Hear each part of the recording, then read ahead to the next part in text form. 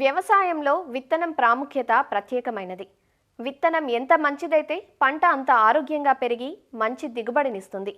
అందుకే అంటారు, విత్తనం మంచిదైతే పెత్తనం మీదే అని. ఒకప్పుడు రైతులు తాము పండించిన పంట నుంచే విత్తనాన్ని సేకరించుకొని తర్వాత పంటకు వాడుకునేవారు. కానీ సంకర రకాలు అందుబాటులోకి వచ్చిన తర్వాత విత్తనం కోసం కంపెనీలపై ఎక్కువగా ఆధారపడటం జరుగుతోంది. దీంతో నకిలీల బెడద పెరిగింది. వరిలో హైబ్రిడ్ల కన్నా ఎక్కువగా సూటి రకాలనే వాడతారు. సూటి రకాల విత్తనోత్పత్తి చాలా తేలిక.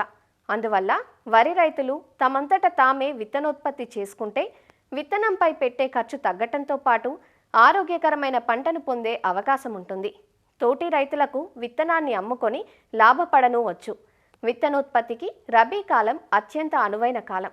మరి సాధారణ రకాల వరి విత్తనోత్పత్తిలో ఎలాంటి మెలకువలు పాటించాలో ఆచార్య ఎన్జీ రంగా వ్యవసాయ విశ్వవిద్యాలయం, పశ్చిమ గోదావరి జిల్లా మారుటేరు ప్రాంతీయ వ్యవసాయ పరిశోధనా స్థానం ప్లాంట్ బ్రీడింగ్ సీనియర్ శాస్త్రవేత్త డాక్టర్ సునీత ద్వారా తెలుసుకుందాం. వరిలో ఉత్పాదకత పెంచాలంటే నాణ్యమైన విత్తనం అనేది చాలా కీలకము.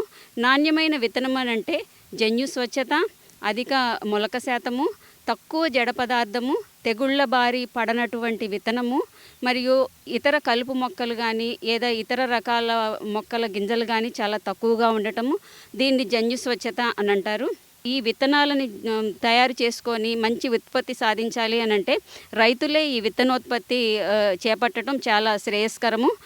దీని కొరకు కొన్ని మెళకువలను పాటించాలి. వరి విత్తనోత్పత్తి చేయాలని ఎంచుకునే రకము సార్వాలో సూచించిన రకము సార్వాలో విత్తనోత్పత్తిని, దాళ్వాలో సూచించిన రకాన్ని దాళ్వాలో విత్తనోత్పత్తిని చేపట్టాలి. ఈ విత్తనోత్పత్తి చేపట్టాలి అని అంటే నీటి వసతి ఎక్కువగా ఉండే సారవంతమైన భూములు చాలా అవసరము.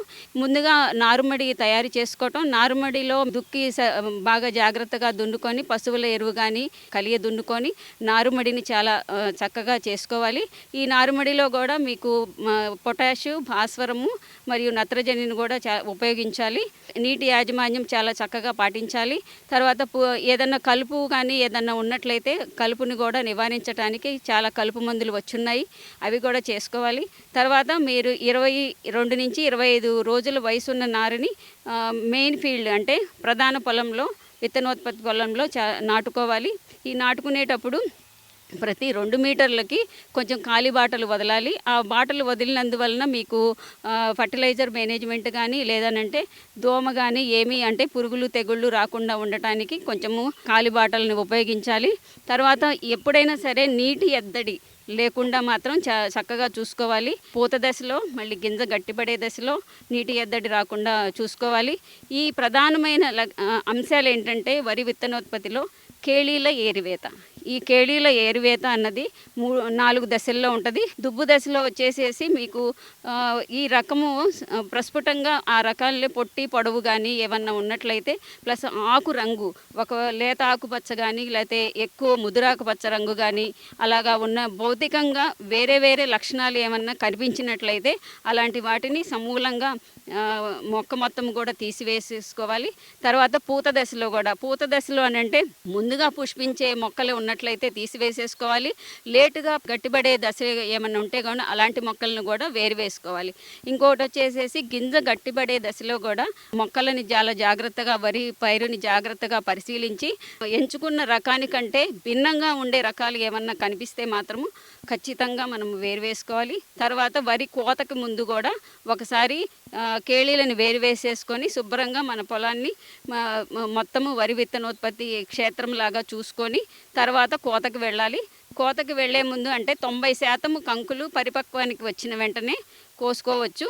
అదే కాకుండా పడిపోయి అంటే తుఫాన్లు కానీ ఏమన్నా చెప్పినప్పుడు పంటని కోయరాదు.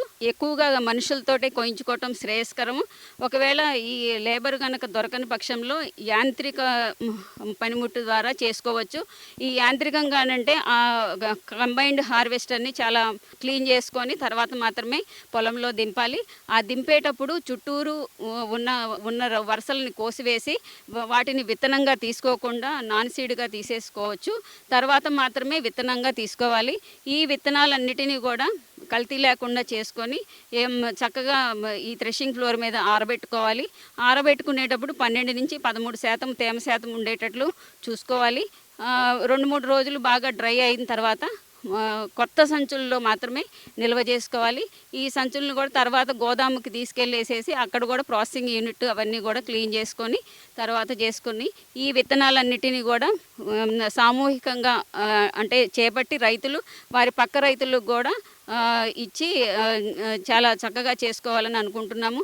ఈ వరి విత్తనాలని మనము తీసుకున్న తర్వాత 3 సంవత్సరాల వరకు అంటే 3 పంటల వరకు ఈ విత్తనాన్ని ఉపయోగించుకోవచ్చు. తర్వాత విత్తనాన్ని మళ్ళీ మార్చుకోవచ్చు.